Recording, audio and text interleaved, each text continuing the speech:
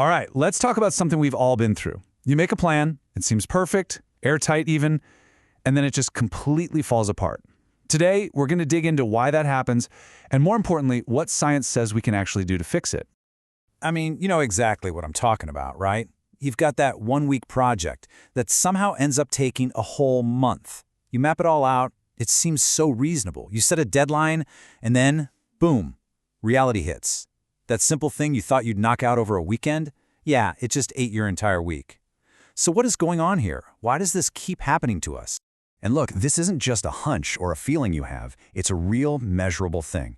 There was this study back in 1994 with psychology students, and the results are just, wow. They figured their big senior thesis would take them, on average, about 34 days. Makes sense. But the actual time it took? 56 days. I mean, think about that gap. And get this, less than a third of the students actually finished on time. So we're looking at a pattern here, and it's not just a run of bad luck, you know? It's more like a glitch in our brain's software, a blind spot that we all seem to share.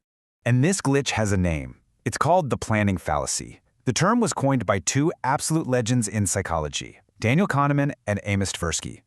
And what it means is that our brains are basically hardwired to be overly optimistic. We imagine this perfect, smooth path to getting things done, even when all our past experiences, our entire lives, are screaming at us that it's never, ever that simple. And here's the really wild part. It's not because we're new to this. It's not a lack of experience. I mean, one study looked at taxpayers, right? People knew they were late filing their taxes last year and the year before that. But when asked about this year, oh yeah, they were sure they'd be on time, even early. It's like we see our past mistakes, we acknowledge them, but then we turn around and act like, nope, doesn't apply to me this time. Okay, so this is frustrating for our personal projects and, filing taxes. But what happens when this little brain glitch gets scaled up? Like, way up? Well, the consequences can be absolutely massive. Let's take a look at one of the most famous buildings on the planet, the Sydney Opera House. The original plan was to have this beauty finished by 1963. Now, the photo you're seeing here, it was taken in 1966. And as you can tell, they are nowhere near done.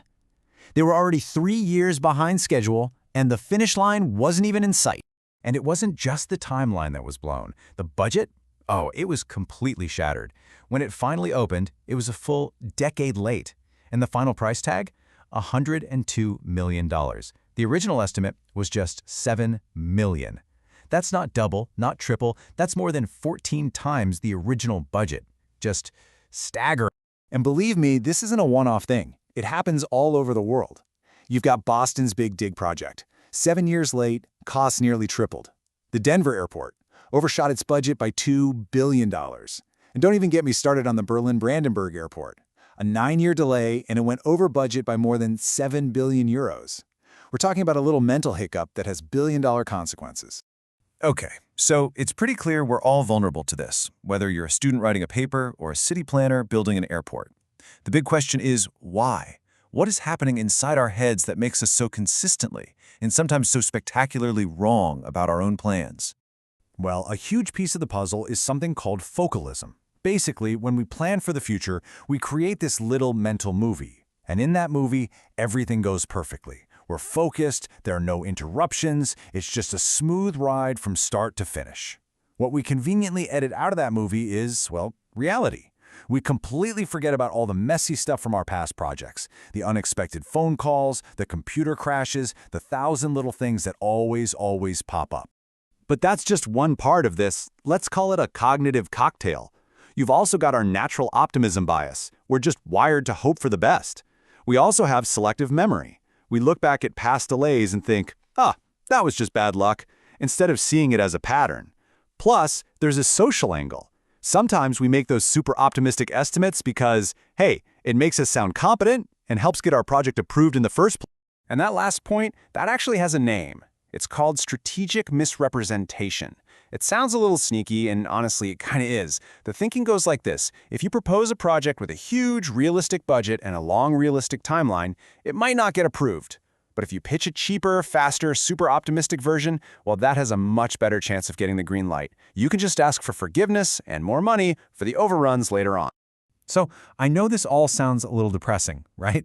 Like we're doomed to be late for everything forever. But here's the good news. We're not. Psychologists haven't just identified the problem, they've come up with some really powerful, practical ways to fight back and make plans that actually work.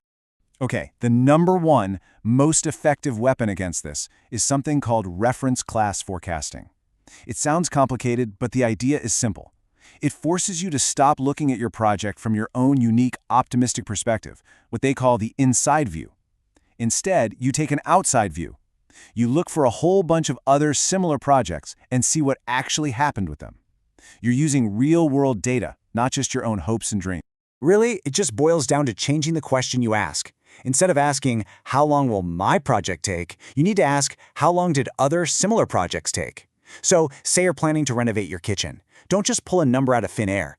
Go find a few friends who've done it. Ask them, honestly, how long did it really take, and what did it actually cost in the end? Their reality is going to be a much better guide than your own gut feeling. This is your best defense against your own brain. Here's another great tool. It's called creating implementation intentions. This is all about getting super specific. You don't just say, I'll finish the report. You say, on Tuesday at 2 p.m., I will go to the quiet room and work on the report. It's a simple formula. When X happens, I will do Y. But here's the key part. You also plan for what could go wrong. And if I get interrupted by a coworker, I will tell them I can talk in 30 minutes. You're basically making decisions ahead of time, which makes it so much easier to stick to the plan when life inevitably tries to throw you off course. So think about the next big thing you have to plan. It could be anything. Before you dive in and create that beautiful, perfect, and probably wrong timeline, just pause for a second. Ask yourself, what would happen if I ignored my gut feeling and planned this thing from the outside in? What if I based my plan on the cold, hard data of how long these things actually take for other people?